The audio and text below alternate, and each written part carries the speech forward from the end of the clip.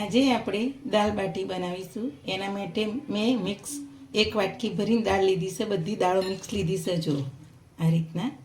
અને અડધો કલાક મેં 2 પાણીમાં ધોઈ અને પલાળી રાખી હતી. હવે એને આપણે બાફી લઈશું. ચાલો, હવે મેં કુકરમાં 2 મોટા ગ્લાસ પાણી લીધા.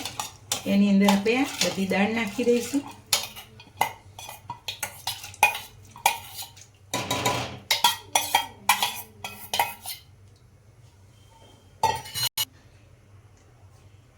એમાં આપણે અડધી નાની ચમચી મીઠું નાખીશું. 1 ચમચી જેટલું ઘી નાખીશું. અડધી નાની ચમચી આપણે હળદર નાખીશું. બધું આ રીતના મિક્સ કરી દઈશું.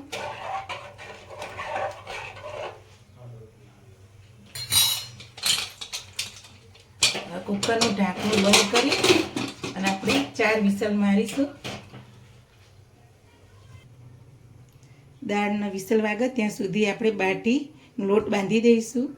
એના માટે મેં આ ભાખરીનો ભળેલો અડધો ને અડધો દરેલો એ રીતના લીધો. તમારા સોજીનો લોટ નાખવો હોય તો 2 ચમચી નંખાય અને ચણાનો લોટ નાખવો હોય તો ચમચી નંખાય, પણ મેં નથી નાખ્યો. હવે આપણે મીઠું નાખીશું સ્વાદ અનુસાર.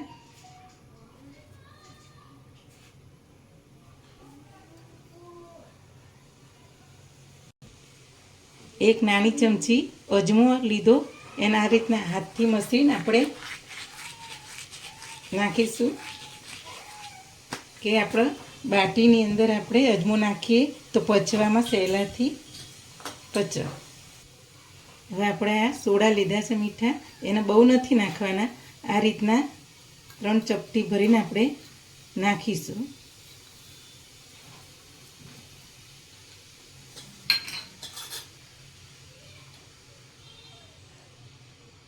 આ રીતે નાની અડધી ચમચી હળદર નાખીશું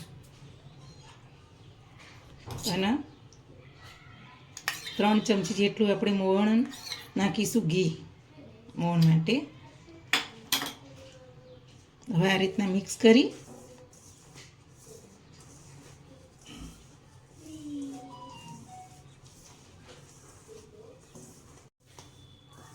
જો આ રીતના આપણો મોવણ ઘીનું આપણે નાખીએ. આ રીતના આટલું જોઈએ લોટમાં, બહુ વધારે નહીં અને સાવ ઓછું પણ નહીં.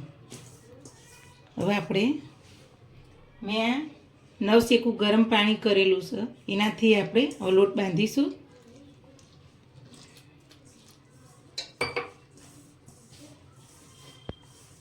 મેં ઘીનું મોયણ નાખ્યું, તમે તેલ પણ નાખી શકો, પણ ઘીમાં બાટી સારી લાગે.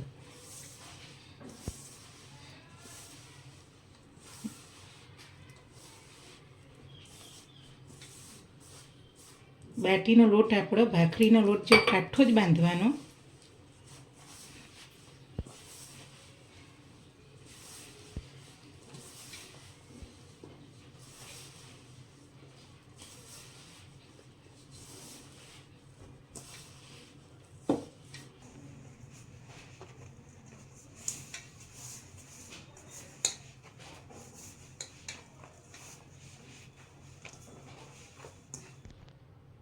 હવે આપણો બાટીનો લોટ આપણે બાંધી કાઢજો આ રીતના. જો હવે આપણે એનો અડધો કલાક સુધી આ રીતે ઢાંકી મૂકીશું, રેસ્ટ થવા દઈશું થોડી વાર. હવે આપણે દાળ બાટી માટે આપણે લસણ અને લાલ મરચાંની ચટણી બનાવીશું. એના માટે મેં આ કટ કરેલા ગરમ પાણીમાં 2 વખત ધોઈ સાદા પાણીમાં ગરમ પાણી પલાળ્યા 6-7 નંગ લીધા છે. એ આપણે મિક્સર જારમાં નાખી દઈશું પાણી સાથે જ.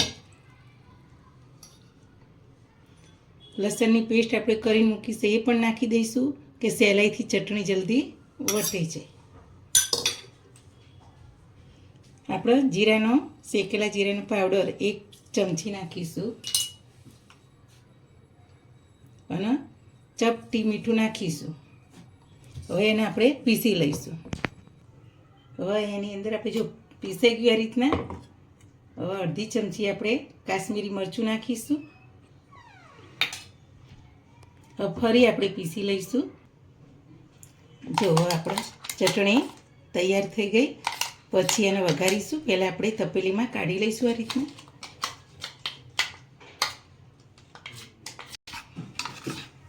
જો ચટણી આપણી પીસીને તૈયાર થઈ ગઈ.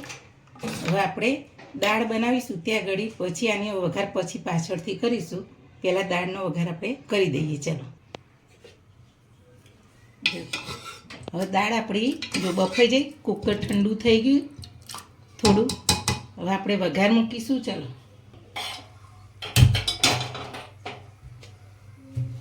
ગેસ આપણે ચાલુ કર્યો.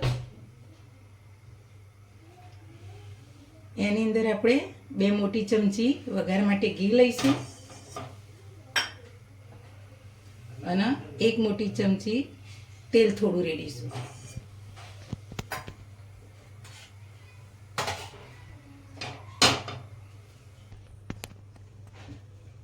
આપણે 1 ચમચી જેટલું જીરું નાખીશું.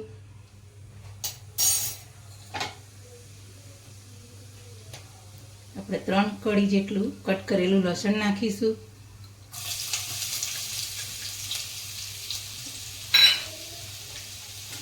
બે લાલ મરચાં નાખીશું.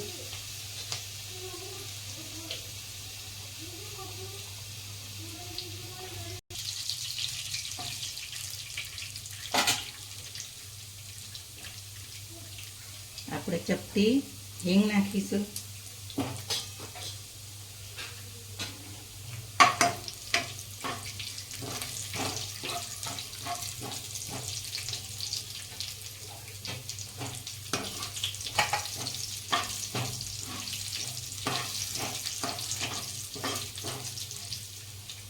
કટ કરેલી આપણે ડુંગળી નાખીશું.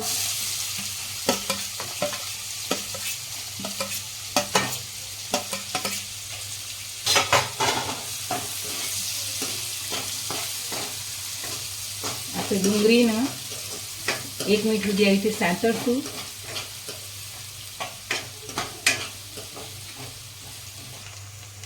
હવે આપણે લસણ, લીલા મરચાં 2 લીધા છે અને આદુનો ટુકડો એની પેસ્ટ બનાવી છે એ નાખીશું.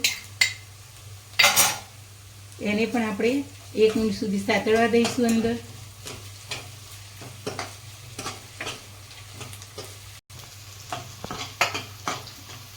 જો આપણે લસણ, ડુંગળી બધું સરસ સાંતળાઈ ગયું છે. હવે આપણે એની અંદર આ કટ કરેલું લીલું મરચું લીધું છે. આપણે પીસેલું પણ નાખ્યું અને કટ કરી લીધું. 2 કટ કરેલા નાના ટામેટા આપણે એવા નાખીશું. એને પણ 1 મિનિટ સુધી આપણે અંદર ચડવા દઈશું આ રીતના.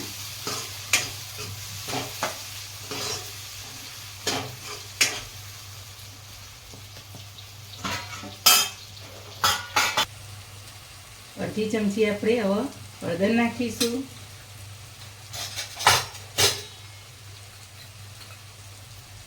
1 ચમચી જેટલું આપણે ધાણા જીરું નાખીશું.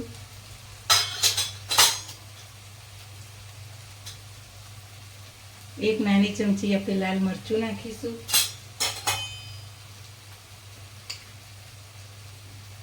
અડધી ચમચી આપણે કાશ્મીરી મરચું નાખીશું.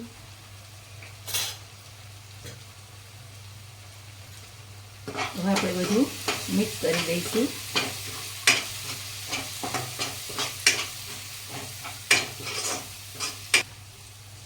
આપણે 2 ચમચી જેટલું ગરમ પાણી રેડીશું તો મસાલા અંદર થોડા સંતળાય ત્યાં સુધી.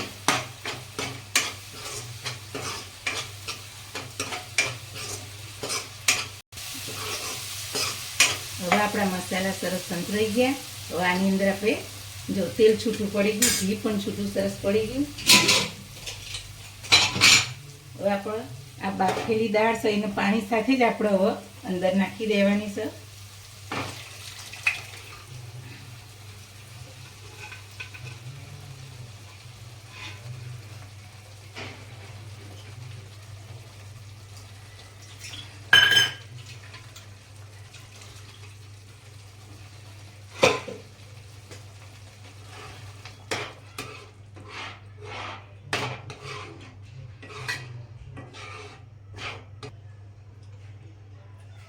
હવે આપણે સ્વાદ અનુસાર મીઠું નાખીશું. મીઠું આપણે પહેલાં નાખેલું છે એટલે થોડું માપનું નાખીશું. તમને ઓછું લાગે તો પાછું મેં થોડું ફરીથી નાખી શકો ચાખી. હવે આની અંદર આપણે મેં ગરમ પાણી કરી મૂક્યું છે એની અંદર આપણે થોડું રેડીશું અને પછી દાળને ઉકળવા દઈશું. 1 વાટકી જેટલું આપણે રેડીશું.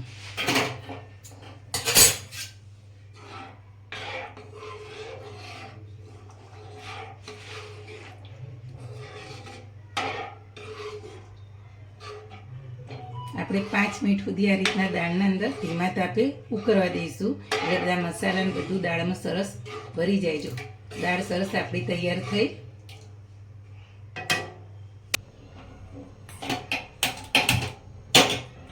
હવે આપણે બાટી માટેની ચટણી વઘારીશું. એના માટે આપણે 1 મોટી ચમચી જેટલું તેલ લઈશું. આમાં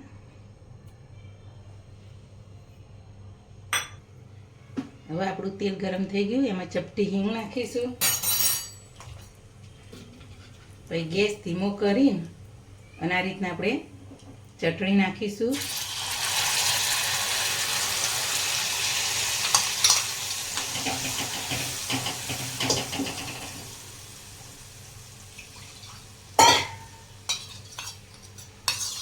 તપેલીમાં થોડું પાણી નાખીને આ રીતના આપણે નાખી દઈએ.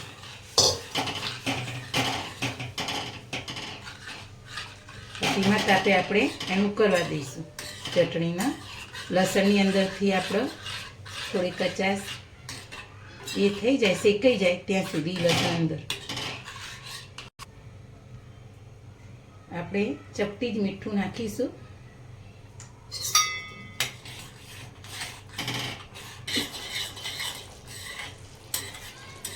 જો આપણે લસણની ચટણી હવે તૈયાર થઈ ગઈ. લાલ મરચાંની લસણની. જો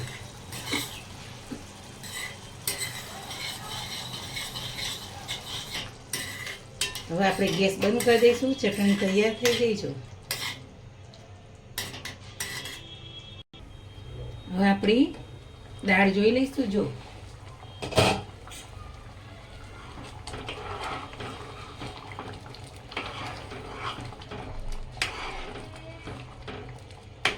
તમારે જેટલી પાતળી જાડી જેવી કટ રાખવી હોય તમે રાખી શકો.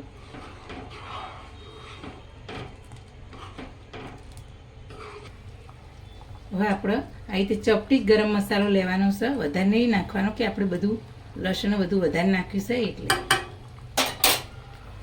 અને ઉપરથી આપણે આ રીતે કોથમીર નાખીશું અને હવે ગેસ બંધ કરી દઈશું.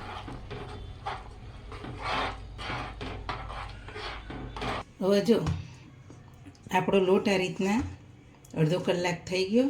હવે આપણે એને જેવડી તમારે બાટી રાખવી એ પ્રમાણે આપણે બાટી બનાવી દઈશું. આ રીતના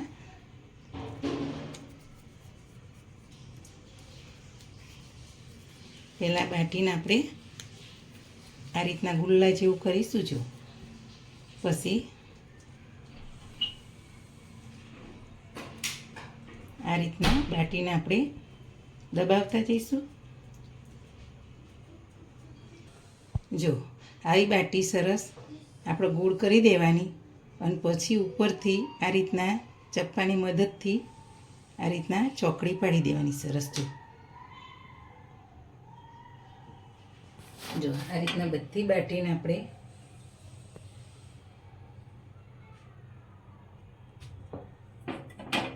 એ રીતે બધી બાટી આપણે બનાવી લઈએ. હવે આપણે દાલ બાટી આ રીતના બનાવી દીધી. એના માટે આપણે આ કુકર મેલ્યું છે. જો દાલ બાટીનું કુકર મેલ્યું છે. હવે ગરમ થયું આપણે ગોઠવી દઈશું.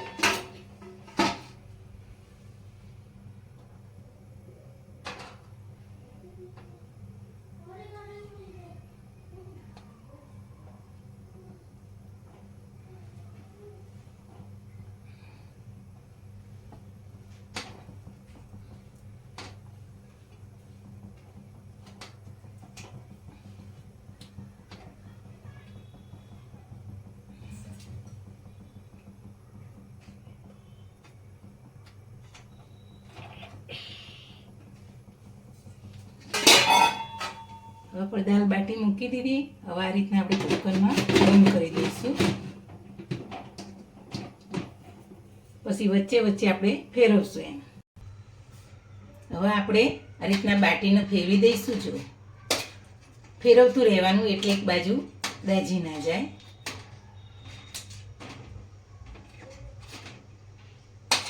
બધી ફેરવી દઈશું.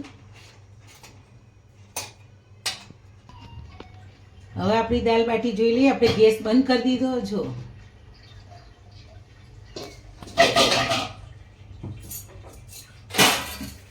હવે આપણો દાલ બાટી જો સરસ થઈ ગઈ છે આગળનો પાછળ. હવે કાઢી લઈશું.